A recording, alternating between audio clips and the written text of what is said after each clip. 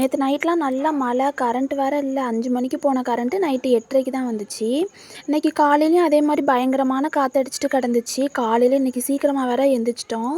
ஏன்னா நமக்கு ஸ்கேனுக்கு வந்து வெள்ளிக்கிழமை வர சொல்லியிருந்தாங்க. வெள்ளிக்கிழமை தானே நான் அசால்ட்டாக இருந்தேன். திடீர்னு ஹாஸ்பிட்டல்லேருந்து ஃபோன் பண்ணி வியாழக்கிழமை காலையில் 8:30க்கெலாம் வர சொல்லிட்டாங்க.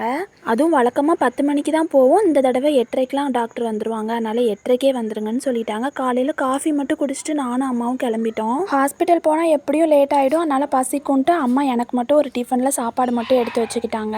நமக்கு வீட்டு பக்கத்துலேயே பஸ்ஸெலாம் வந்துடும். ஆனால் 8 மணிக்கு பஸ்ஸை பிடிச்சா தான் 8:30க்கு ஹாஸ்பிட்டல் போகிறதுக்கு கரெக்டாக இருக்கும். ஸோ நானும் அம்மாவும் காலையில் சீக்கிரமாக கிளம்பியாச்சு.